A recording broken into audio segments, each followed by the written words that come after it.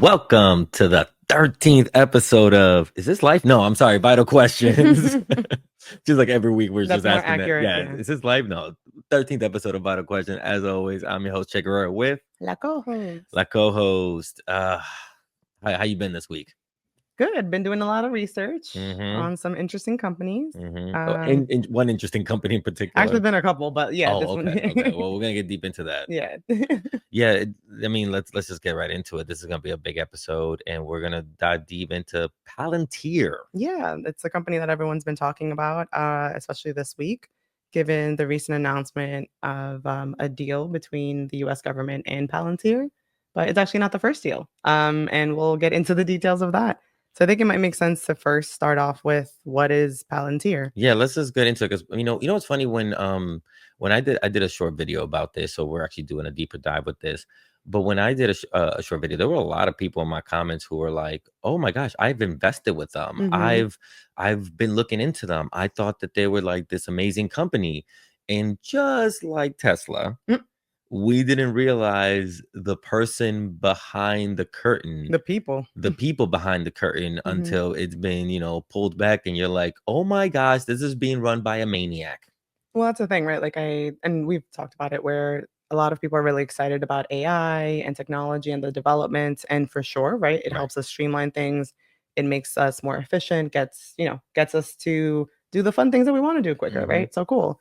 But there are a lot of issues with it, especially from a legal perspective, right? Whether it's copyright, intellectual property rights, right? In the way that AI is being trained, Mhm. or like we're going to get into more for this episode with data privacy rights, Yeah. right? And that's always been a concern when it comes to artificial intelligence, right? Because the question becomes, how is it being trained? Mhm. What information is being inputted into it? Mhm. Is it sensitive or proprietary? Yeah. Does someone own it, right? Like, does that domino in? So there's a Mm. lot of issues with it. And one of the things that like a lot of people don't really get into a lot of is who is building these AIs, Mhm. because a lot of people are putting their biases and their ideas into these programs, which as we get to meet the players, we're going to see a lot of their biases. It just becomes really interesting. That's my favorite phrase for a lot of this. It's all It's interesting. so interesting. Because I don't like to present things as facts without them being facts. Mhm. But 2 plus 2 equals 4, and I feel like we can make some educated guesses. And I'm all about emotions. I don't need to know the facts. I just know I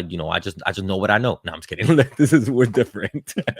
On that let, note, let's start with Palantir. And who is Palantir? yeah. So this is their page, right? So this is Palantir. Why we're here? Their Mhm. About Me section, Mhm. and it goes into a lot of honestly really high level language that companies tend to use. With we'll help you expedite and streamline and impact and KPIs. right. Do KPIs. you remember what that? Circle back. Do you remember what that stands for? Key production indicator. Productivity indicator? Something. Anybody know what KPI is? No, I think it's productivity. One of us is right. Yeah. But anyway, so there's a whole about me Yeah. section and talking about the different tech things that they do. Mhm. But there was just one language I want to flag here where it says to achieve this, right? They're talking about achieving a better user experience and all the great things that they want to achieve. This kind of really high level describes what they do. We build platforms for integrating, managing, and securing data, on top of which we layer applications for fully interactive, human driven, machine assisted analysis.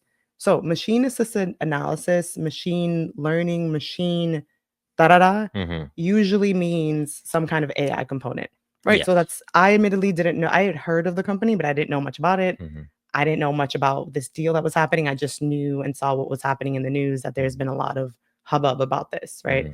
Mhm. So yeah, so they build platforms basically for other companies using AI. So they figure out ways to process a large amount of data for Mm. other companies using AI as part of that, right? So really Mm. high level, that's what the company does. Yeah. So Oh seeing, wow. yeah, So small. Hey, mhm, you got a bunch of data over at we're your gonna help you at guys your out. place, and you need these humans to process all these data. We got you. Right. Which again, in theory, isn't Companies need all this data to be processed totally. and for they be able to streamline their process.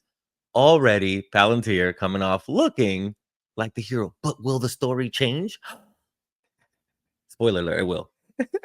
So, let's dig a little deeper. Yes. So, on this Reuters article, right? Mhm. So, I show the title so you guys can check it out. Palantir defies tech gloom as Trump momentum. Wow. Momentum powers stellar share gains. So this article is actually talking about the profitability of Palantir, how Mhm. successful actually it's Mhm. been financially. And it kind of goes into, well, we wonder why, right? Like, why has it been so successful? Mhm. But before we dive into that, again, this kind of gives a little tidbit of the background. Founded in 2003 and listed in 2020, listed meaning it's publicly listed. Mhm. It's a publicly traded company, meaning actually as of today, you all can, if you want, buy stocks in this company. But maybe reconsider by the end of this episode. Yes, yes. Wait, there's more. That's problematic. Okay. That's true. Um, so which was initially backed by the CIA, right? So that was my first like, oh, look at that. That's interesting. But again, I never try, I don't like to assume anything, right? Just because it's backed by the CIA, okay, maybe it was helped to develop and to strengthen our military, right? I'm trying to give the benefit of the doubt, right? I like to start from a place of positivity, and then we'll see if No, you prove me if you wrong. know history and Okay. anytime anytime it's been the CIA was involved, it is never no. I was trying to be, I'm Com- not trying to. You're just giving away the damn lead. Like you just, Sorry, anybody who it's has all problematic. anybody who's read the books that we have back here Mhm. knows anytime the CIA is involved, you're in trouble. But let's keep going. Oh, we got Homer and the Odyssey back there. The CIA was involved in Homer. They were involved. They were the Cyclops, the Sounds one right. seen Cyclops. Right. So they were initially backed by the CIA. Hmm. Has drawn investor interest in its growing AI platform that allows companies to simulate AI related scenarios, debug code, and test large language models. Again, other than the CIA point, okay, so you guys are, it's not just processing data, right? You simulate AI related scenarios. You are debugging code, right? It's not just because when I hear processing data, I hear, okay, company A, you have a bunch of different data. Hmm. I'm Hmm. going to help you organize it or Hmm. analyze it in some kind of way. Hmm. Here it kind of tells you a little more detail, right? Hmm. Okay, so now we're have AI related scenarios and all that good stuff. Okay. Diving in a little deeper, NPR, let's Hmm. go top of the thing. NPR, we'll go back to this article later. Former Palantir workers condemn companies work with Trump administration. We'll get back to that Hmm. because it's spicy, it's interesting, but Hmm. we'll get back to that. People on the inside are complaining. Kind of digging deeper into the type of work that Palantir does, offers data analyzing software that uses AI to pull information from multitude of sources and compiles it into charts, tables, and heat maps. Its ability to disentangle complex data sets has made its platform popular with law enforcement and the military.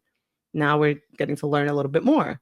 Okay, so it was originally backed by the CIA. It sounds like it's still been in these spaces. Again, I'm going through the thought process that Hmm. I kind of went through.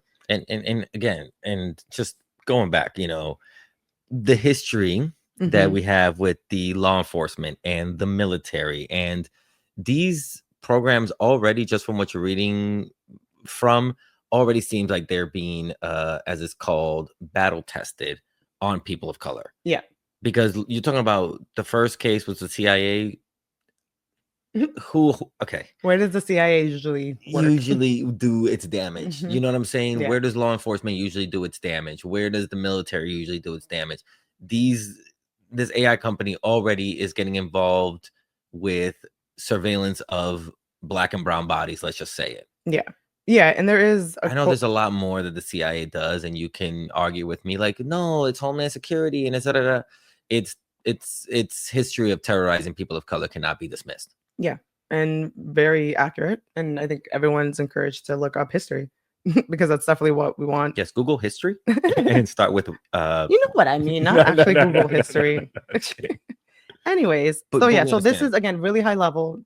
Just to lay it out, this is what's publicly facing Yeah, background about the company itself. This yeah. is what it does. Okay, let's dive deeper into the people that are Mhm. involved in this company, right? Oof. So this is actually something that I shared with you earlier that I think is important for people to know Mhm, that a non-legal person tends to not be aware of. Most, or actually every publicly traded company is supposed to have on their website a section called investor relations or something along those lines, mhm, investor something. Basically, it's publicly available information and reports that the company has to legally file mhm, about updates about the company. They can be major transactions, right? They have a merger with another company. mhm, They can be quarterly or annual filings, right? That summarize the basically status of the company at the point, mhm, but they're required to do that. So in the investor relations section for Palantir, and I want to flag it for everyone Yeah. because it was hard for me to find just who is at top. Yeah, that website was very hard for you to find, Yeah, like, it who was was. involved. They hid it in a maze. Yeah, like it was. I won't go back, but yeah, No, no, no, no, no. it's in It's investor yeah, relations yeah. in on the Palantir website. So the if you don't know, the CEO co-founder is Alexander Karp. Mhm, Who again, I didn't know this man before. He was just a random man to me. So I'm like, all right, well, in preparation of this, clearly Palantir and the relationship with the government is an issue. What's up? What's going on? mhm, So as started diving deeper, just on the Palantir page, again, letter to shareholders. So they could occasionally also just mhm, put out communications mhm. to their shareholders, And this right? is from Alex Karp. This is yeah. This is a This is from the so mm, read it says it on their website. Read CEO Alex Karp's letter to shareholders. That's what this mhm. is. So this is from Alex Karp, the guy you just saw on screen. So it just and I'll take a step back. Companies are supposed to be, a little fluff about their companies, right? Mhm, Like representatives are supposed to say, we're doing great, we're the best, mhm. obviously, Yeah, hey, look at us, we're making money. because this is also meant to be marketing, right? Yeah. It's encouraging investors, we're doing great, we, have all this stuff. So totally expected that. But admittedly, the way this reads is a little weird. Let's just read it's long, but let's just read the beginning. Yeah, I'll read up until the point that I have highlighted because this is more of the heavy language. But so reading off of the letter to shareholders from Alex Karp, the CEO of Palantir, quote, "We have taken repeated and enormous risks to build this company, risks that in hindsight seem to many almost prudent and banal. To spend years constructing an artificial intelligence platform long before the market understood its value or potential applications was repeatedly derided. Many were skeptical, if not outright hostile. Early investors were skittish. Their commitment was often fleeting, at best. Our results are not and will never be the ultimate measure of the value broadly defined of our business. We have grander and more idiosyncratic aims." Girl, Girl. because it's given sassy. It's just like, all right, relax. But all whatever, fine. You're just Uh, really hyped about your company. Okay. okay. This paragraph here, quote, "Yet we are subtle enough students of history to understand that strength, particularly the type that makes possible the non-consensual compliance of a foreign adversary, is often, and indeed unfortunately, an essential component of forward progress." All right. All right, Alex Well, Karp. that's like fighting words in my blog, right? Like that's because You know what? I love your vibe because it's you. you and I are both intellectual people who grew up in the hood, right? So we understand when these intellectuals try to use these words Mhm. like idiosyncratic aims and particularity that makes possible the non-consensual compliance. I'm like, yo, bro, you trying to come into my block? That's essential. That's what it is, and that's what that's what gets kind of lost in the non-consensual compliance of a foreign adversary. That means when you force a foreign adversary. This is again, this is Mhm. like a press release. This is like a financial statement, not financial statement, that's an Yeah, actual document. But this is like a letter to shareholders. yeah. Hey, this is the status of our company. If you scroll down, look, quarterly revenue growth, cool. We're talking about stuff. Quarterly commercial revenue. It's this is what it's supposed to be. Why Yeah. are you like alluding to almost war language?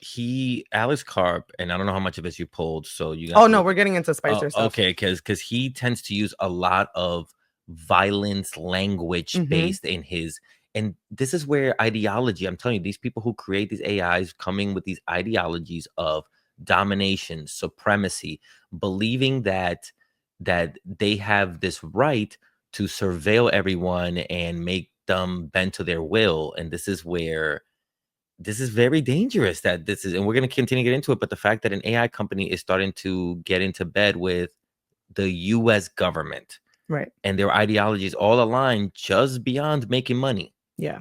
We're trying to pull up a video right now, right? Yeah. Okay, So okay. So just going off of talking about the perfect. CEO, we're still Hmm. talking about the CEO, right? This actually, and you know what's funny? I saw this clip before. I didn't realize that's who the CEO was. I was like half listening to this episode. Don't get John Stewart, I love you. I'm sorry. Um, No, I know. but yeah, but then I was like, oh, that's the guy he was talking about, right? Okay. So this is John Stewart from The Daily Show Yeah. talking about the Palantir deal and kind of giving a quick overview of it.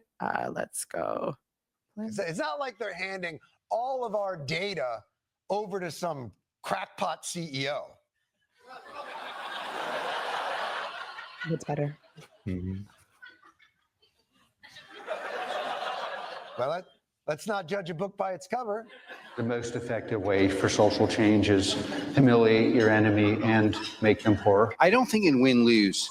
I think in domination. I love the idea of getting a drone and having light fentanyl-laced urine spraying on analysts who tried to screw us. Okay, so that's the CEO. Do we need to replay that little? Okay, let's go back. Why you want to replay it? Just because this is crazy. In win-lose, I think in domination. I love the idea of getting a drone and having light fentanyl-laced urine spraying on analysts who tried to screw us. Okay, so yeah, I just Fentanyl laced urine. urine, a drone. Mm-hmm. To analysts who don't agree with them. Correct. So this is the people who are teaming up with Trump. It's funny because John Stewart actually go on to say, like, oh, we got some fentanyl laced urine from Elon Musk right here if you want. Oh, right, because that was the Yes. episode they were talking about his drug Yeah. use. Lord, this has been an interesting week. I mean, something else that I reported, Alex Karp has also, quoted some guy who has ideologies that Hispanic people cannot assimilate Mhm. into the United States, which is a whole nother problem of how these people constantly want, Latinos to assimilate, and then, always are like, you guys cannot assimilate into this community. It's like, okay, we don't want to assimilate. Okay, we want to Mhm. be ourselves, and we want to bring our own culture and our own style into this. So these are the people that are like, well, either you do assimilate or you can't assimilate, and that's the only two options. Right. Yeah. In their mind, Yeah. instead of a third, which is everybody bring their own dish and we all just eat. Well, I mean, right, and then that's as we saw, he may see certain people as foreign adversaries that he has to, strong arm into unwillingly. Yeah. Anyways, But yeah, okay, more domination stuff. more domination stuff. So here, I'll no, I have to share Oh, screen. sure. Sorry. But yeah, while you do that real quick, while you bring that up, it's do the window. There we go. Let me see here. Okay. Mhm. So just again, more to our new favorite person, Alex Karp. I mean that sarcastically. Mhm. Just again, another quote from him. So he was talking about a recent slump. It was just like a slight slump. Of course, they've built back up since then. But in talking about people that were skeptical to buy shares of Palantir, he said, quote, "You don't have to buy our shares," Karp told CNBC as shares slumped. Quote, "We're happy. We're going to partner with the world's best people and we're going to dominate. You can be along for the ride or you don't have to be." So again, very sassy, very much just like, it Mhm. is what it is. You Mhm. guys, we're the best and it doesn't matter what you say. And again, it's the air of arrogance, entitlement, Mhm. the domino that we kind of talk about these kind of people. Yeah. No, they just completely believe that they're the ones who should be in charge at all times, that the data that they're collecting on people, that they have the right to, which is what's so sick. And I just started thinking about it, like, you're collecting my personal data. Mhm. You're collecting my information. And then you have the audacity to feel like you have the right to rule me because you have control of like data points. Right. You know what I mean? Like, that's so hit window instead of just there you go. That's Okay. what you want to do. So that's just what's so I don't know. It's just again, I'm not that evil. World domination has not been something that I ever want. You know what I mean? So the idea that I get to like learn about everybody in the United States and then use that to like hurt them is just something that I don't think about. Yeah, because you're a good person. It's just insane to me, just how these people operate. Yeah. You want to use my data, get my data, have the right to use my data, but then you want to use it against me. Right. May I curse? Sure. Go fuck yourself. Yeah. Yeah, all right, let's Agreed. keep going with that. Yeah. So going back to who's up there, right? So clearly, this guy not the best. Clearly. So when I looked into, okay, he said co-founder, right? So co-founder. Again, I didn't know anything about Palantir. So Stephen Cohen is also a co-founder, but there was a name that was missing and a face that was missing from here that I thought was really interesting, because when I was looking up Palantir, the name Peter Thiel came up really often. So looked up Peter Thiel and a bunch Teal. of I think it's Teal? teal, like the color, like See, that's how teal. you know I don't know that Yeah, man. I don't care about that It's man. Peter. It's Pete. So I don't Pete, care about him, but we have to care about no, him. I'm gonna call him Pete. Just Pete. you Yeah. know, that's Pete. Yeah. Pete. Not like we're homies, but No, that's Pete. Pete. So Pete has been out here doing a lot of things. So apparently, according to Reuters, right, Palantir co-founder Pete Pete was an early Peter. was an early backer of President Donald Trump and has close ties with key Washington lawmakers, including VP JD Vance, who he supported in a 2022 U.S. Senate race. Yeah. Okay, so we're buddies with cool. We got friends in high places, as they say. I don't know how much you have about Peter Thiel and JD Vance, but it isn't just buddies who. No, these guys go way back. Oh, really? I mean, I was trying to like not go down a lot of other rabbit holes because we have a lot of content. I'll give you a quick because I did my own and you got a lot. But like, no, JD Vance has been like essentially mentored by Peter since he was in college, essentially like putting him on course to law school. Like he's been grooming JD Vance, and JD Vance this is one thing people make fun of JD Vance, that he's like, oh, the hillbillyology, and that he turned his back against his own like hillbilly crew or whatever. But JD Vance it's from Silicon Valley. Yeah. JD Vance, so all these people, this is what's very important. Trump is the idiot this is why Trump 2.0 is a different beast. Trump 1.0 did not come in with the frat bros. Remember, his first vice president was Mike Pence, a radio host. His first VP. He really liked those entertainer people. Like he really does actually. But Vance had Pence again, same. Pence had a radio show. He was like a religious man. I'm not giving him any kind of credit for being a better, VP. But Trump mutated into picking a VP that was going to help him bring in the tech world. Right. That Trump realized, like, yo, everybody's listening to me on Twitter. Everything I do is important on Twitter. When he got banned from Twitter, what's the first thing he did? Started Truth Social. And when Twitter let him back on, he was like, no, thanks. I'm more powerful by running my own media company. He learned disinformation is the most important thing. And JD Vance coming in and bringing in Peter Thiel and bringing in Alex Karp. Did he bring in Musk? Bringing in Musk, all these Silicon Valley guys, bros. This is why Trump 2.0 is dangerous, and we're only like 6 months in.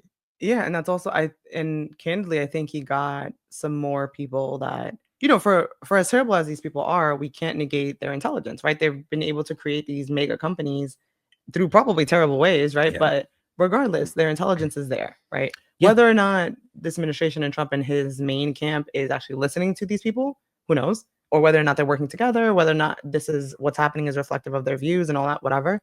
But to your point, that's why Trump 2.0, I think, is coming out stronger. I mean, we've seen the Twitter mess that was yesterday. The girls fighting. the girls were fighting. The girls fighting, right? Between Elon Musk and Trump right, online. Where Musk was just coming out and being like, yeah, you wouldn't have won without me. And blah, blah. Oh, aren't you on the Epstein list? I saw you on that list. And then everybody is like, deport him.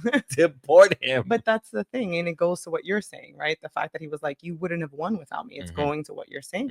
Like, I mean, I feel, again, the running joke is that everyone's like, oh, we're not hearing anything that we didn't know. Like, we all know that obviously you helped him buy this election. We all know that, the whole Doge thing was a complete mess, and he just wanted to give you a nice little cap and whatever. We all knew that he wasn't going to listen to you anyways. You thought he was. Like, no. Even though you're probably smarter than him, actually, I'm sure. Looks like you're not, because you got played, bro. At the end of the day, Donald Trump is the biggest bully. Yeah. Bigger bully, and you'll never win against that bully. Yeah. Well, actually, on Musk. So this other let's bring it up. This other source from the New Republic. So this is talking about the deal. Trump taps Palantir to create master database on every American. Going down, it says Pete has multiple ties to Doge, both through Musk and through many of his former employees working for the effort or taking other jobs in the Trump administration. And this data collection effort, talking about the deal, could give Thiel, Musk, and Trump unprecedented power over Americans, with the president being better able to punish critics and target immigrants. Let's go. Oh, you see, this is okay. Yeah. So So it's you see my train of thought, right? The pieces are being put together. Correct. Now we're slowly touching on what are we actually trying to do, and those 2 points of being better able to punish his critics and target immigrants is what everyone's concerned about. Because as we've seen from this administration, they tend to go after people that don't agree with their political views, Mhm. very blatantly, actually. Mhm. Mhm. So kind of switching gears, actually, sorry, not switching gears, switching platforms, really. I did want to flag some additional points. And again, this is kind of going to who Pete is as a person. Mhm. Where are, sorry, I lost my, No, no, no, don't worry. You'll bring it back up oh, while you try to find those videos. Yeah, you see, this is where because everything has been moving so fast, and mhm, we haven't had a chance to breathe. That like, why was Elon Musk so gun ho about getting all that social security information? Why were they so gun ho about getting these 22-year-olds to get information into IRS and social security and all these things is because they were scrambling to try and get their grubby little fingers all over this data as mhm, fast as they could to feed their algorithms. Because the United States has I think one of the biggest data points mhm. on people, something that like these tech companies have been salivating at the mouth to get to, and you let them right into the front door. Yeah, and I'll get into it when we talk about data privacy and why people care about it and Hmm. all that, because there's a lot of nuance that I think people don't appreciate, Yeah. unfortunately. But I did want to quickly share we're actually not gonna like play it just because we're gonna go through what That's Not Right Hmm. Politics discussed. Hmm. But so just want to flag for everyone that I got this part of the information from That's Not Right Politics on Instagram. So thank you for them to them for outlining a lot of what we're about to go through Hmm. when it comes to Peter Thiel and just like additional information that I think isn't as publicly available. Hmm. So just wanted to shout them out really Okay. quickly. But we're going to go into sorry. No, no, no. Oh, it's actually the YouTube video. Yeah. So this is Peter Thiel at a commencement address. Mm-hmm. Um, Where was this at? I have to go from the beginning. Hold on. No, no, no. Just take it from there. Just take it from there. Okay. Yeah, take it from where you got to take it. I'm just like trying to kill time while you look it up. No, because no, these people. Oh, Trust me, these videos. I'm sure it's not gonna be. Go ahead. What were you it saying? says at Libertopia 2010. Okay, Libertopia. We can do a whole other episode on libertarians. That their ideology is just yeah. I also didn't even know that what again, doing this research, what a libertarian was. And yeah, that's my ignorance. I didn't know what a libertarian, again, really high level. Hearing it, I would think, oh, liberty and justice for all. No. It's still a very white idea of how the world is going to be. Oh, don't regulate my guns. Don't do this. Don't do that. Yeah, but you're not addressing racial and systemic injustices either. You know what I mean? So Got it. Yeah. let's see what So this is Peter. from a libertarian kind Yeah. of event, I'm assuming. But this is a keynote from 2010. And I'm sure I'm gonna get a lot of crap from libertarians, anyways, about their ideology a lot deeper. I'm just saying any libertarian that I've come across has always been like just essentially a white dude who just doesn't really see the intersectionalities. That's all I'm saying.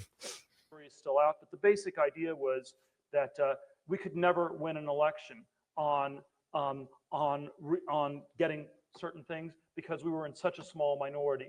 But maybe you could actually unilaterally change the world without having to constantly convince people and beg people and plead with people who are never going to agree with you through a technological means. And this is Okay. Okay, you know what? I am so glad you played that for me because I had never heard his voice.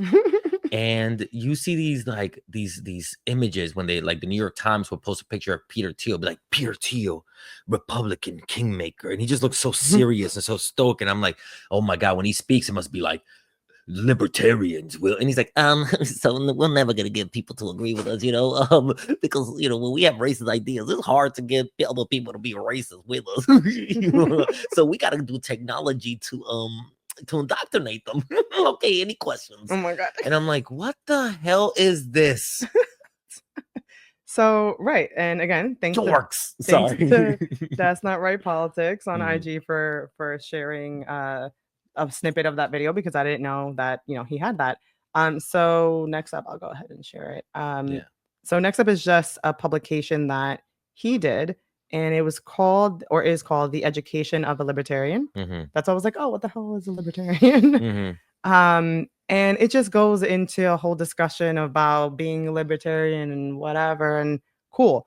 One sentence real quick. Quote, most importantly, I no longer believe that freedom and democracy are compatible. Mm-hmm. Mhm. So Mhm. yeah, I just, this is the person who co-founded this company. These are the views, right?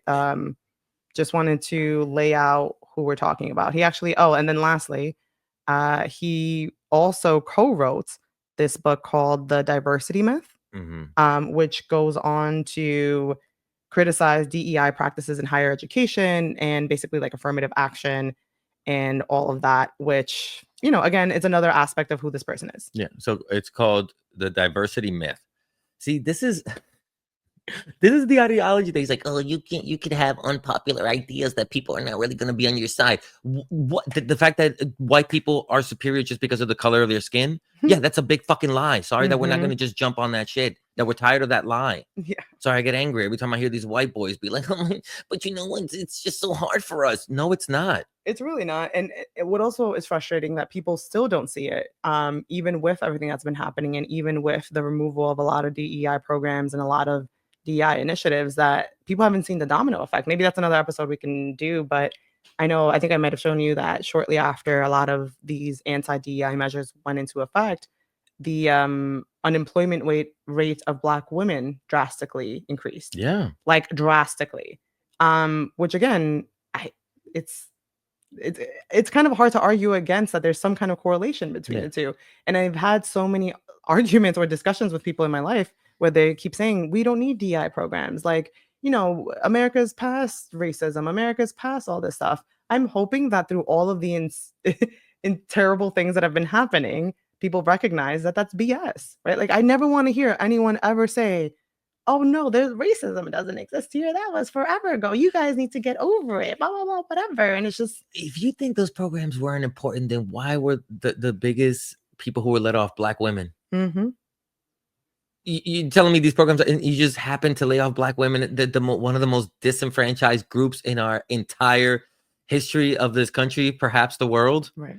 And you're telling me that like these guys all get their jobs because their mommy and daddies or somebody in their family was rich. Right. These people do not believe in meritocracy. They believe in the guise of meritocracy, that they work their way up. You went to a job 3 days a week, 6 hours. We all could do that if we had millions of dollars. Mm-hmm. And we just sell our companies off and then make more millions of dollars. You're not special, okay? You're just looking at a system that was built to benefit you, and then you have the caucasity to tell other people that they're not working hard enough or that they should be subjugated. Right. Get out of here. You tell them. Sorry, No, I agree entirely. It's we were talking about this, tech world, but we were trying to debate whether or not how much we should talk about the white supremacy involved with all that, and a lot of these people, backgrounds that they have with, military across seas, so all these people come in with their biases when they're doing this, and it's all playing out as you're, laying Yeah. it all out. Yeah. And that's why I like to lay things out, because I think it's one thing to call someone a white supremacist. It's one thing to call someone hateful and whatever, and just use these words in the way that everyone likes to insult each other nowadays without any basis. My brain doesn't function that way, as you know. Like, I respect that. I have to, unless I've witnessed something myself, for sure, Mhm. I need the proof, right? Like, Yeah. that's partly how this like podcast kind of came about, right? Let's talk about it. Let's show the work and how we got to these conclusions about these people. We say, I've read a million times, Peter Thiel, whatever, is a terrible person. Mhm. Okay, why is he a terrible person? Oh, I'm starting to see why you're a terrible person. Yeah. Right? So Yeah. now let's switch gears. Okay, cool. So I didn't have time to go into every single person that's part of the management team. Let's just Tag say, us if you have any people that you feel like we should know more about. right. And also, but let's just say you are who you're friends with. I've heard that my entire life, and the company you keep is very indicative of who you are. Look at the 10 people around you, and that's who you are. Exactly. So, not saying that everyone else is exactly the same, but I don't know. You guys do your own research on these people. I showed you where to look up the management team, and you guys feel free to look up the management team. So turning to the actual deal itself, sorry it took us a while to get here, but I think also people have heard about the deal. So really high level, I'm assuming people know. But for the sake of it, turning to the New Republic, admittedly, this was first reported by the New York Times, but we're broke. We can't pay that paywall. So feel free to support us on Substack financially if you can. So we can pay for the New York Times more information to give to you. Because we gotta, and no insult to the New Republic, but I always am a fan of getting things directly from, the New York Times. But if you don't, I mean, if you don't believe me, you won't see, right? I can't pay for this. Like, Mm-mm. just, oh, you can't see it. Please support us on Substack. Everything we do is free, but if you just subscribe and or throw us a few dollars, we'll get subscriptions. Anyways, I just thought it was funny because it's honest, honestly. Yeah. But yeah, so on the New Republic, Mhm. the title of the article, Trump taps Palantir to create master database on every American. Mhm. And this is what everyone rightfully so is concerned about. Mhm. So the deal itself, coming from the New Republic, citing the New York Times, the New York Times reports that President Trump has enlisted the firm founded by far-right billionaire Peter Thiel to carry out his March executive order instructing government agencies to share data with each other. The order has increased fears that the government is putting together a database to wield surveillance powers over the American public. Mhm. Further, quote, since then, the administration has been very quiet about these efforts, increasing suspicions. So that's what everyone's mad about. Right? Yeah. And rightfully so. And I actually admittedly didn't know about, because this was during all the different executive orders, right? Yeah. Like intentionally to shock and awe and Do you have that overwhelm order? us. Yes, I do. Of course I do.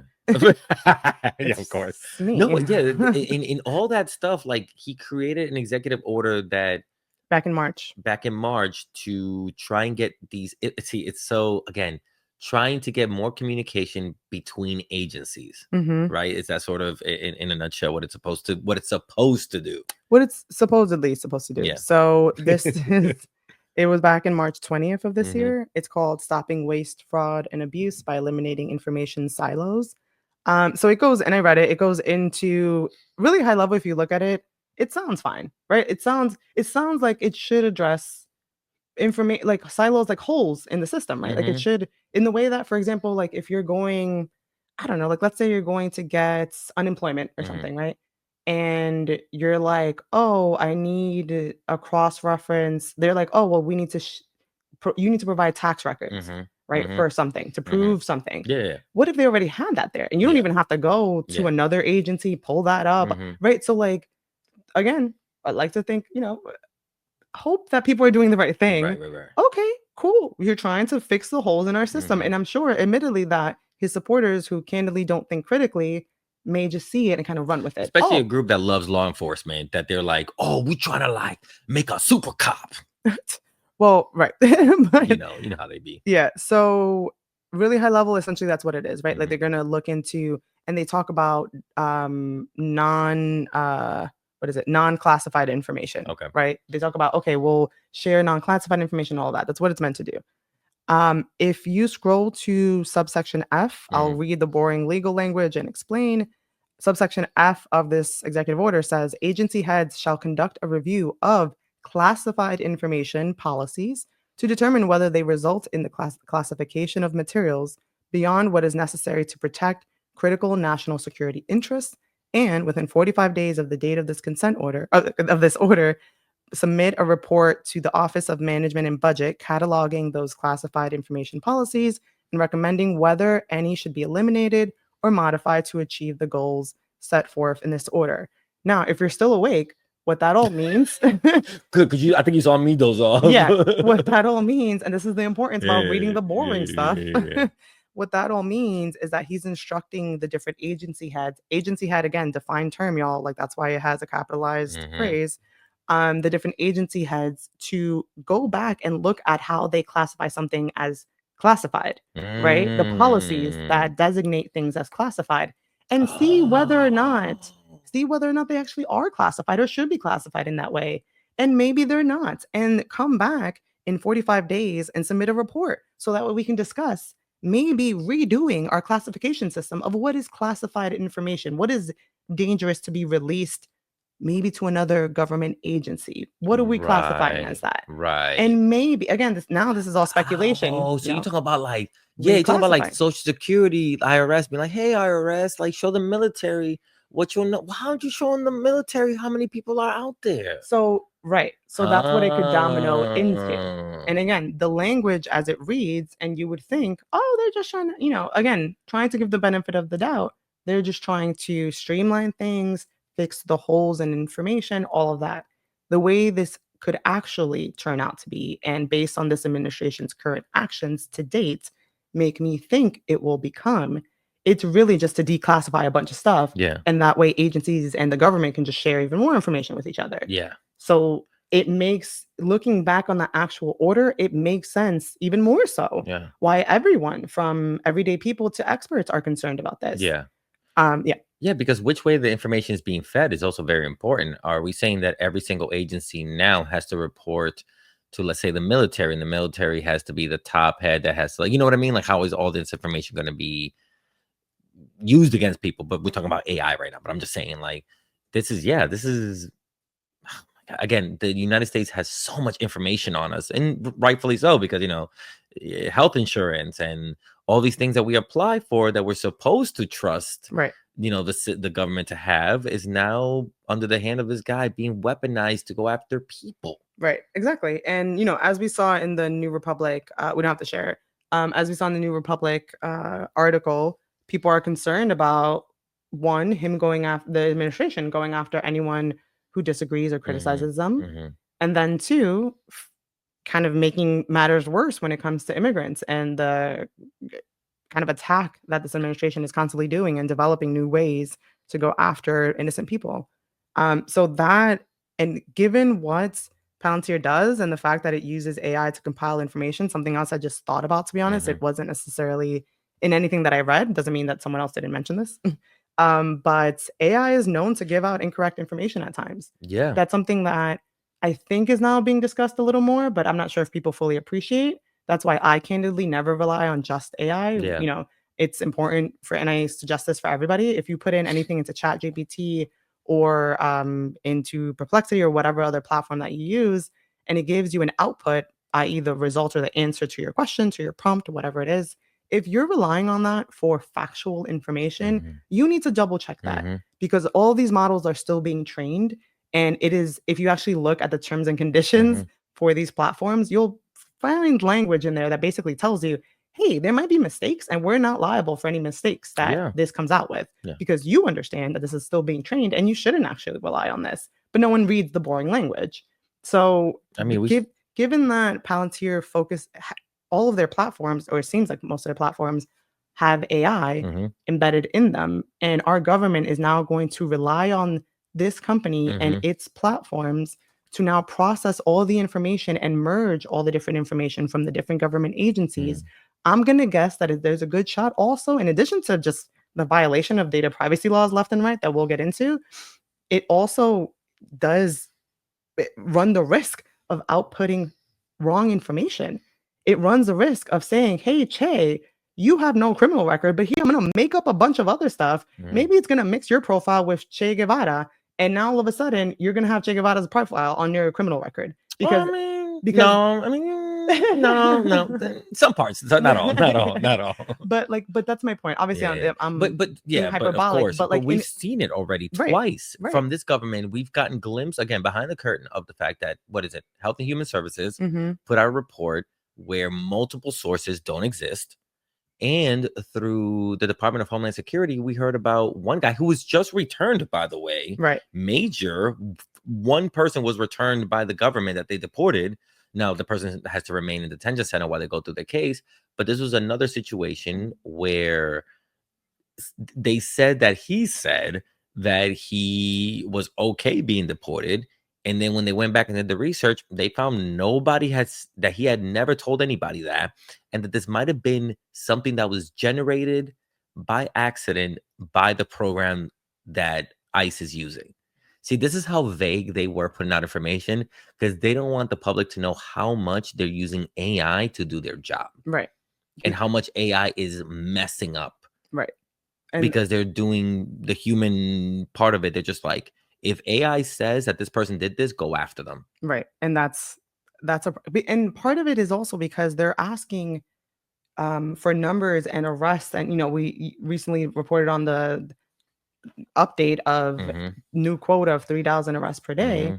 Hmm. But the reason that they're using AI so much is because you can't physically do this. What you guys Hmm. are proposing is not doable, and it's also illegal. By Hmm. using AI to process people's information, you're violating all different kinds of data privacy laws. Like, this is something that I definitely didn't want to bore everyone with, like, data privacy laws. No offense to data privacy experts. Appreciate y'all. But it's boring stuff, right? Hmm. But high level, from state to federal, there's data privacy laws all over in the US and around the world. Mhm. And every single day there's new, being hyperbolic, but yes, there's new data privacy laws being issued and that are actually currently pending in the US that are in the Mm. process Mm. of potentially about to be enacted and put into Mhm. law.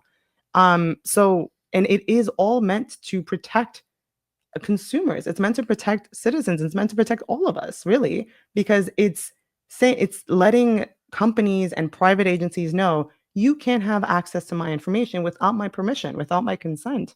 Because what people have to think about is why do you think companies want to have access to this information? Like why? I guess I'm curious of your thoughts. Why? To sell you stuff. Correct. To be able to control you. And And it that's doesn't it sounds like we're being conspiracy theorists, but it's not. These people want this information to be able to know how to better sell you stuff, including disinformation and and misinformation. that's and I don't that's the want you to part. be fooled. I don't want them to use your own data to Against figure you. out how to fool you so well. I'm looking out for you. Remember to sign up for my Substack. I'll feed you information that you should know. He's joking, kind of, but good. Jesus Christ. Why No, but I'm saying good. No, I yeah. want to educate people. I Yeah. want people to make up their own mind. I'm always like, I know it's cheesy. I don't know maybe I tell you this, but I always go by like, the ideology, am I not my brother's keeper? You Right. know what I mean? That I have to look out for the well of others, not control them. Now, like for me, picking up a glass bottle that I see in the middle of the street is a very big deal because somebody else can come and they And can pop the a tire with Yeah. it. And Oh, get hurt. oh my gosh, today while I was driving, I almost ran over a turtle. There's a He was turtle? trying to cross the highway, and I was like, No. "Oh, that's a turtle!" And we were all trying to avoid the turtle. I'm like, "Who's gonna stop and get this turtle?" You Do you did know what I not mean? stop, did it? I couldn't. It was a Oh, 60-mile-per-hour no. highway. I cannot stop and get this turtle. We're so scared for this Turtle. turtle. I was looking out for this turtle. I wouldn't look out for No. everybody else, Yeah, poor But anyways, turtle. that's where like again, these people want your information to control you. Something that I just can't do. Yeah, and that's what people I Want to think don't do. appreciate. I think people are like focused more on the, oh, well, that's convenient, right? Like you're gonna check to see the type of stuff that I like, Yeah, and that way I can just have it be.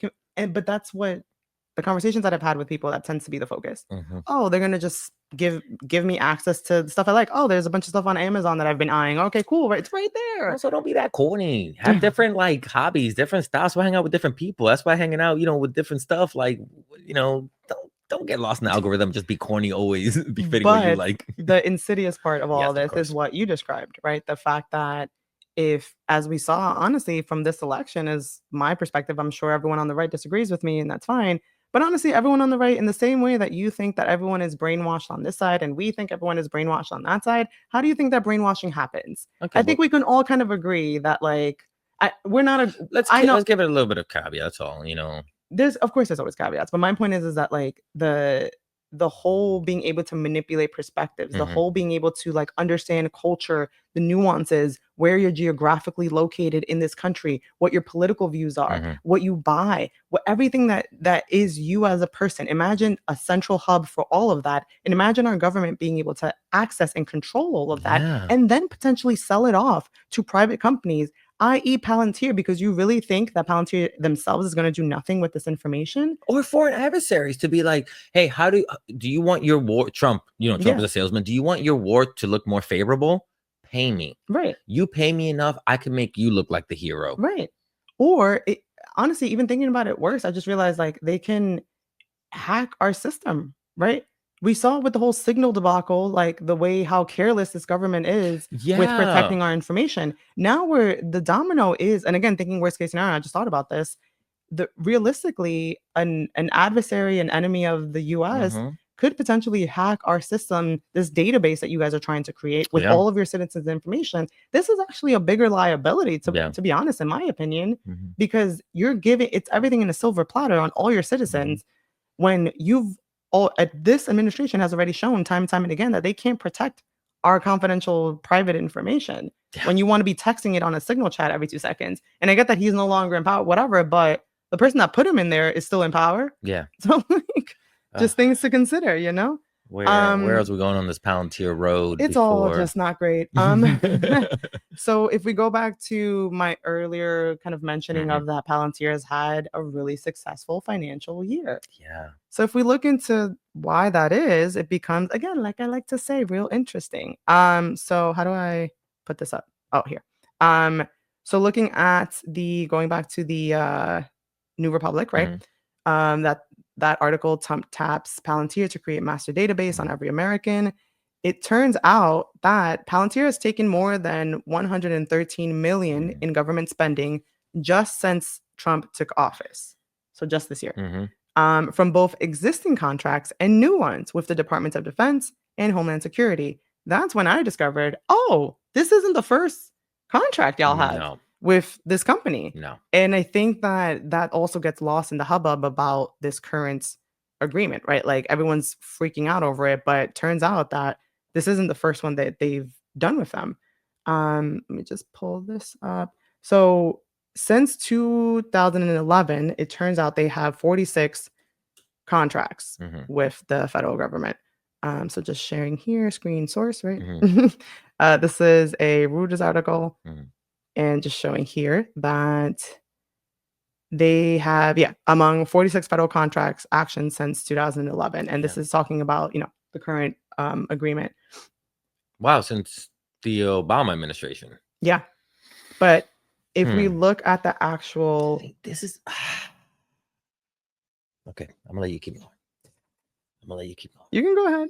This is where conversations always never reach that point that we need to talk about is that how much Democrats have helped Republicans get to the point where they get to abuse these systems. Mhm. Okay. I don't want to go like, well, yeah, what about Obama did put kids in cages? A lot of those things were built up. You know what I mean? The system that Obama did build to deport 3 million people was set up by him. How he used it, changed. That's a whole nother conversation. But again, like people like Bill Clinton, people like, Barack Obama and Biden don't get the criticism that they deserve for the systems that they help set up Mhm. that Trump is abusing today. Right. If you're telling me that Palantir, this AI company, started to come in during the Obama administration, I mean, sure, at some point, some president was going to bring AI into Right. trying to get all this data together, but also to see that it was Obama who started this Palantir contracts with people, it's like, damn it, man. Yeah. Damn it, man. Well, the difference though is, before you go down that rabbit hole, is that initially, and that's another reason that this particular deal is causing concern, is that initially they were primarily focused with military, Yeah. right? Primarily focused on operations outside of the US. And whether or not those operations violated human rights, I think we can all make a safe assumption. And given the way the US does its operations and how wars tend to happen, what probably happened. That's why I always go back to don't think just because a system was built to hurt others that it's not going to be used against you. And actually, that's a perfect segue for this article. So, Mm-hmm. talking about the past deals that Palantir has done, most recently in April, they they put one, and that's essentially what it is because the government, I'm assuming, and then also a lot of other companies tend to put out requests for proposals. Mm-hmm. They're called RFPs in case anyone ever sees that. Mm-hmm. Essentially, it's a call out to different companies. Hey, I have this project. I need help Right, with. right. You submit your proposal, you win the bid. Yeah. Right. So that's why they're saying Yeah. Palantir in April won a $30 million contract from the US Immigration and Customs Enforcement to develop an operating system that identifies undocumented immigrants and tracks self deportations. Its largest single award from the agency among 46 federal contract actions since 2011. Mm-hmm. So that also had an understandable uproar because they were using AI to essentially ship people off. If Mm-hmm. I had to guess, the example that you just described about like that person that they Yeah. said in his record, it said that he, said he's be fine to go back to Mexico, I think it was, right? Yeah. I wouldn't be surprised if that was this system that randomly spewed that out Yeah. when looking up this person, right? Mhm. And this is the type of danger that comes along with these kinds of systems. Yeah. And yeah, I mean, I've heard a lot about also London and over in the UK. They've been a lot more investigations on how their AI systems have been incorporated through asylum seeking and everything. Hmm. And it is a system set up for high denial rates. It's just deny, and then make it hard for people to fight that denial because like, well, we use this calculated system and this, you know what I mean? Like Hmm. we use these codes and you're like, no, you use the AI with a faulty system that's racist that denies applications more to people of color than white people. Right. Yeah. And unfortunately, it doesn't end there. There are a bunch of other contracts. So this is coming from Hmm. Defense Scoop or Defenses Scoop. Hmm. um, This is they kind of like focus on military and army developments and things that are Mm-hmm. happening there. So the title is Palantir lands $480 million army contract for Maven artificial intelligence tech. This Hmm. came out in May 29th, 2024. Hmm. So here they go into the description of what Maven is. And basically it uses AI generated algorithms and machine and memory learning capabilities to scan and identify enemy systems in the quote area of responsibility. Hmm. I was trying to find the quote here, but my tech is being Yeah. responsibility. Yeah. Oh, right. So the US military has recently been using this type of artificial intelligence technology in the Central Command area of responsibility in the Middle East, according to a February news release from the Kentucky National Guard. Hmm. Hmm. So this is going back to what you were saying, right? Hmm. Battle testing and essentially where are they using it, Yeah. right? So for as much as I think people are now scared about the use of AI and these types of contracts because it's developing into a potential database where we're going to be affected. Hmm. This is again going back to what we try to instill in others of just like, you can't care just when it's at your door Yeah. because eventually it will be at your door. Hmm. And that's why empathy and sympathy is important. Yeah. And that's why we should care when migrants are being just rounded up haphazardly like it's nothing. Hmm. Because in the same way that they're being rounded up haphazardly, we're seeing the workings of a potential similar situation Mm. for anyone in the US Yeah. that goes against this administration. And as we have seen, look, and we don't want to get too much into it. We love comments from this. People tell us more. A lot of these weapons were developed against, Palestinian people, IDF soldiers. A lot of them left these commands and took this stuff that they developed for the government and started making private companies.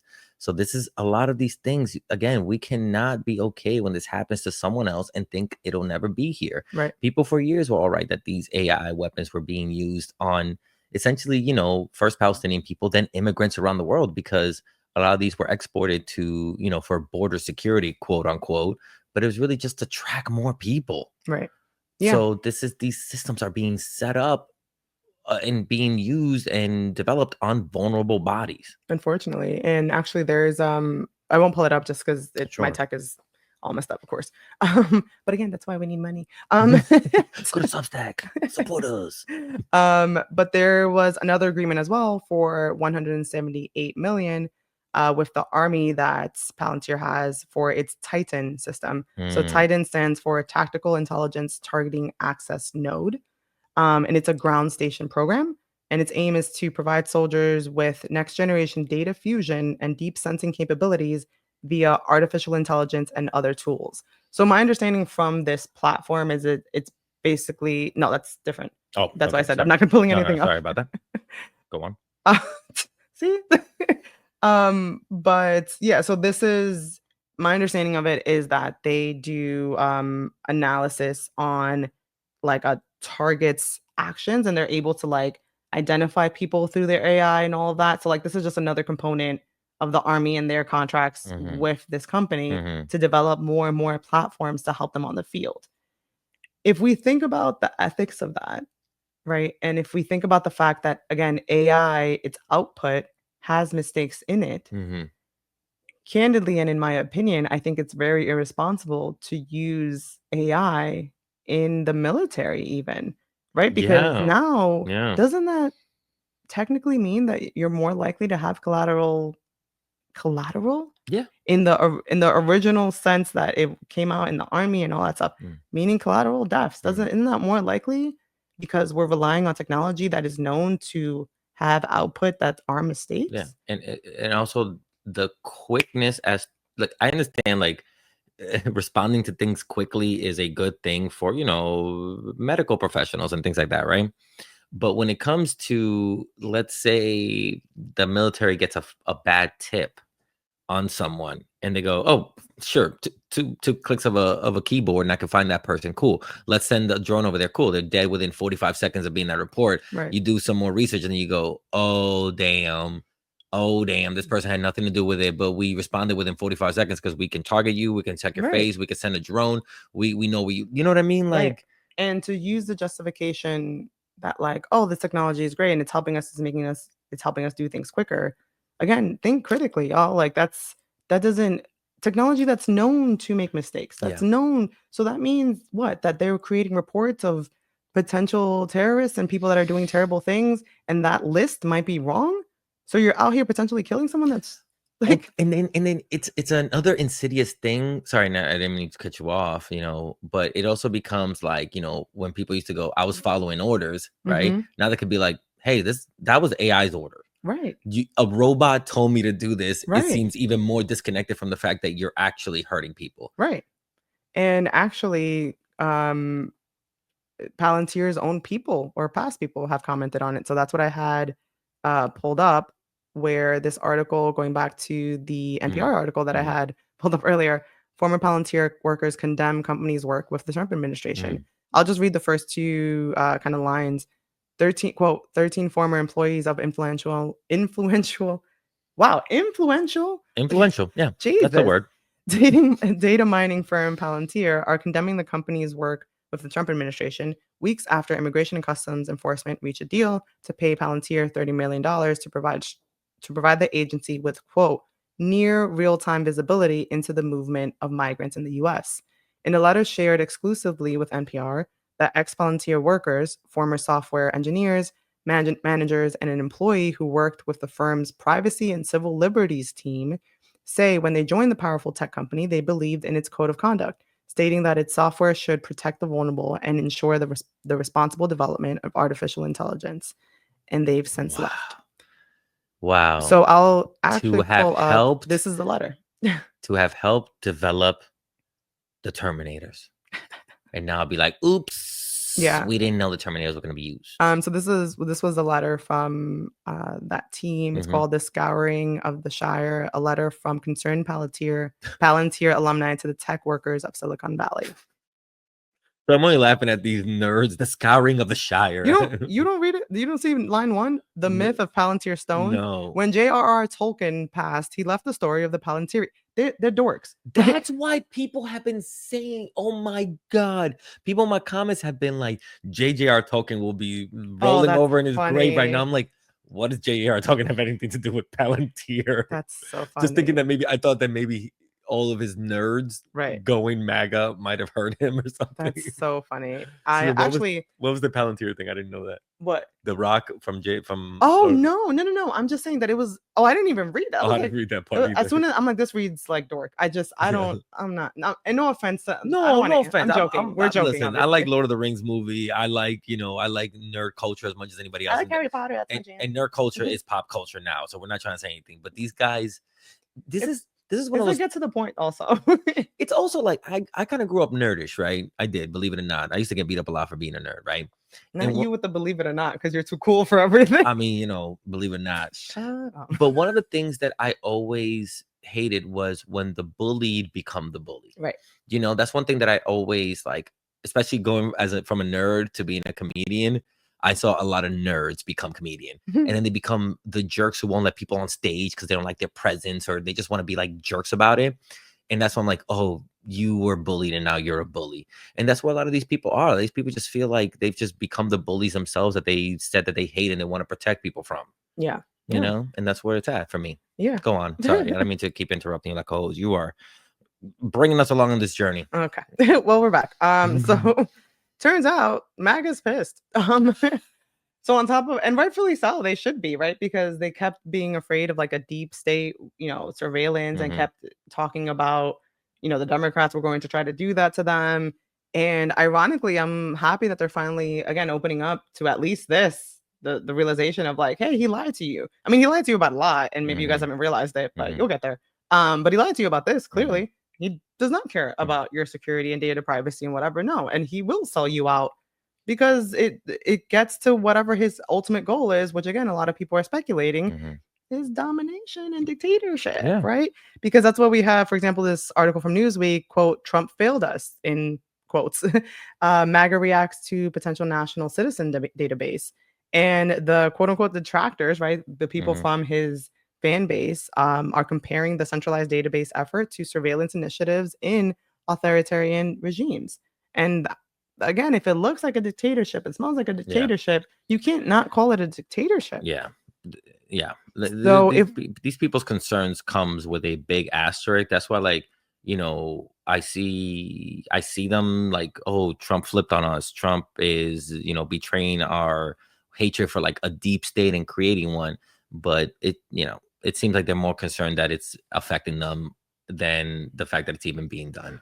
Yeah. And we're gonna go a little further into that, right? Yeah, into that article. Yeah, just going into the examples. So Nick Fuentes, who again I told you I didn't know who that was Yeah. because I don't listen to ignorance.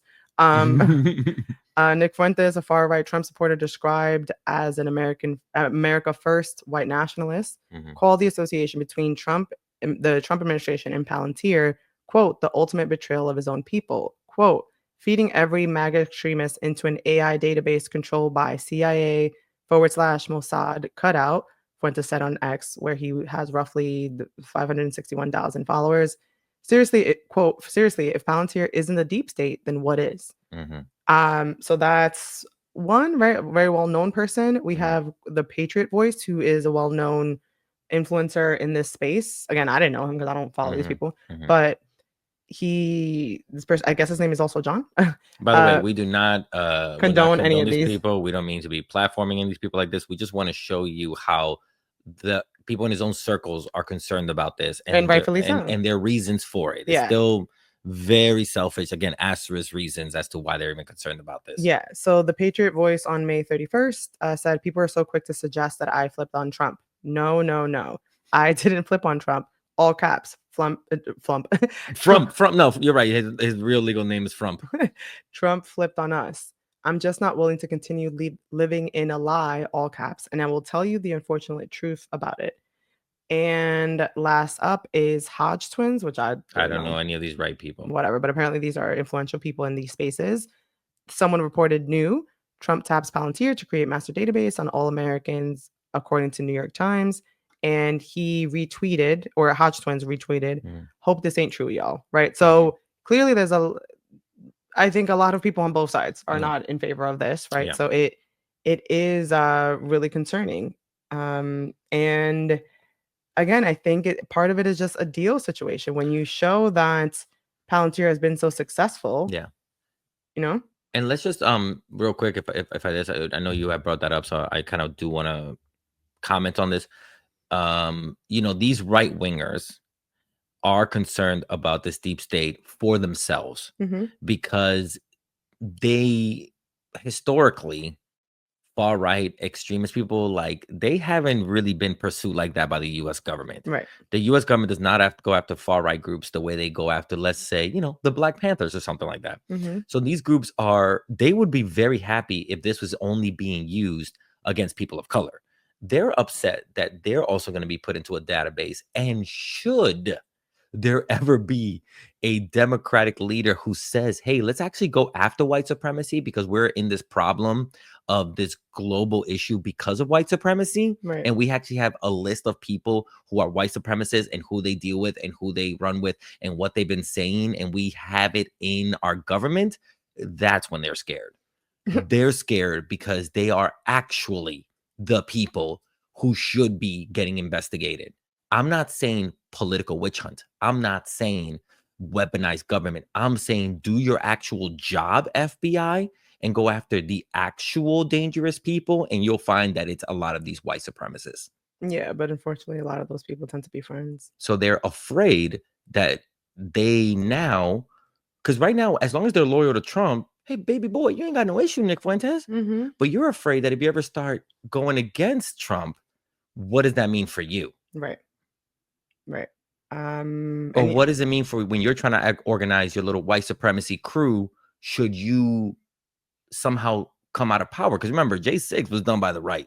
Yeah. He's trying to say that they were political scapegoats, and the system was weaponized against them. No, it wasn't. No, it wasn't. Right, We went after the people we actually had to go back after. Yeah, we won't replay the video just to not give this guy a platform, but to highlight what you're mentioning in case people come across it. Like, there is video content going around with Nick Fuentes basically trying to warn his followers of, like, see, like, you think they're not going to go after us? You think they're not going to, they did that after J6. They did that, blah, blah, blah. After COVID, it's like, no. Yeah. Like, you think they're not going to use this against us? I mean, realistically, no, they're probably not. They're probably not, bro. But to be honest, and again, this is what I mentioned to you, my bigger thing is that, like, I'm glad at bare minimum bare minimum, people understand the importance of data privacy. Yeah. Whether you're using it for malicious reasons, that's a Mhm. different point, and you're a terrible person, right? But like bare minimum, I really hope everyone understands the importance of data privacy, because we can't, underscore it enough.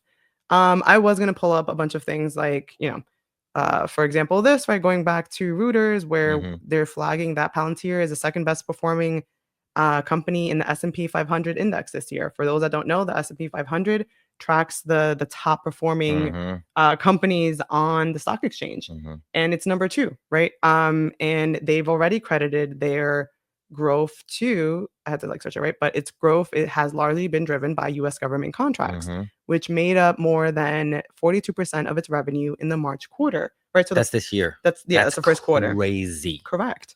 And again, this is all AI driven. It's all been primarily military based, but now they're working on, quote unquote, helping out our agencies internally to fast track this data sharing process. Mhm.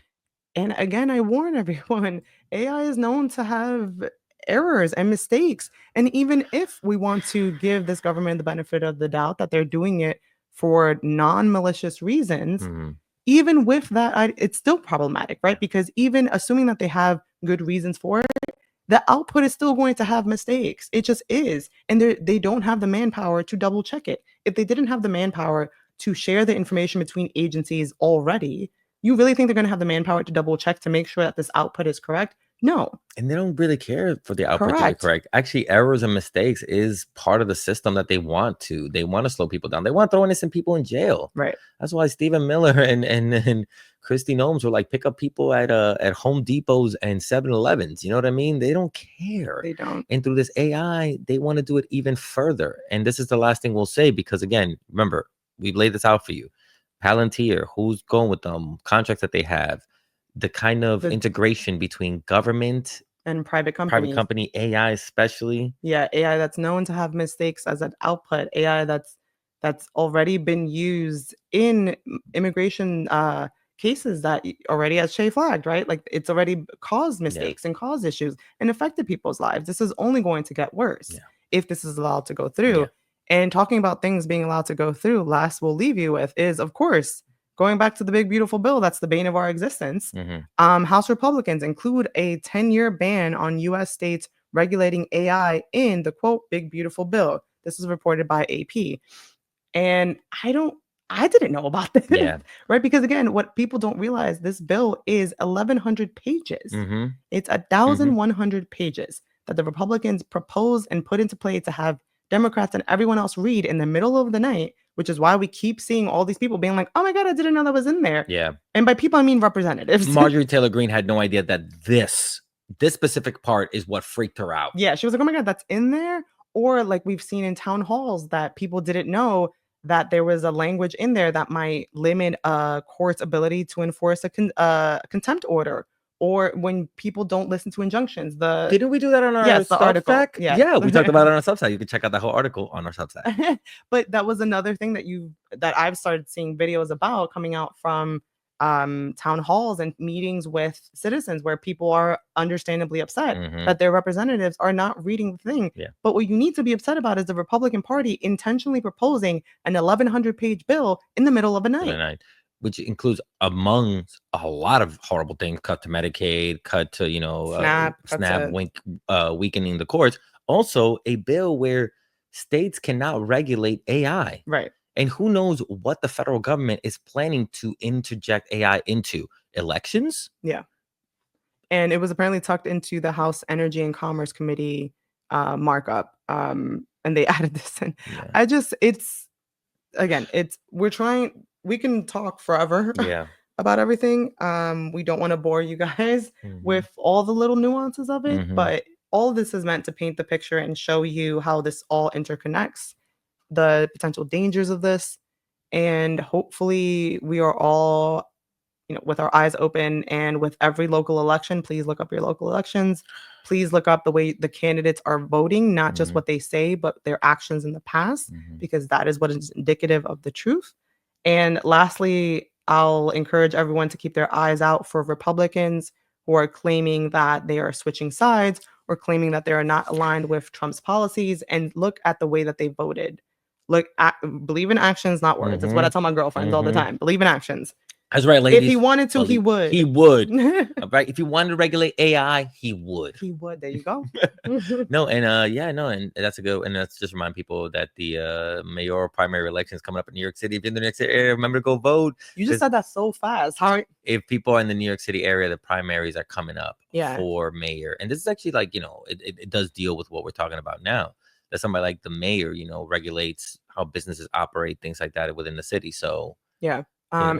It's on June 24th. June 24th is the primary, so that's a big one in New York City. Voted for mayor, but yeah, let's yeah, I think that was pretty much everything we wanted to say, right? Yeah, I'm just laughing. I clicked on a New York Times article and it was like, no, you're broke. No, you broke. Get Substack subscribers so you can pay for more of these articles. Yeah, that was it. But that's what we wanted to break down the Palantir thing, because it's one of those news stories. Again, these new things move so fast that this was something that was in the news for maybe a day and a half, and it's kind of already moved on now to the girls fighting. But it's still don't let the girls fighting distract you. Exactly. This is huge. This is gonna move forward. This is going to continue to be more of the government's agenda, is integrating AI, and we should be very scared of how AI is being used within our government. Yeah. You know, first of all, it's who's using it and why they're using it, and it should not be weaponized for any party. And I'll leave it at that. Yep, agreed You know? entirely. Unless we went after the right people. Yeah. Yeah. But yeah, again, please remember local elections. Please vote. Please use your voice. Please share stories like these. I know I've been joking about, oh, give us money. Like, no, but it generally is. We're trying to do our part in this struggle that we're all in. Yeah. So please share, and please, support creators that are getting you good information. Yeah. Anyone. Yeah. Thank you so much. Anything else before we get out of here?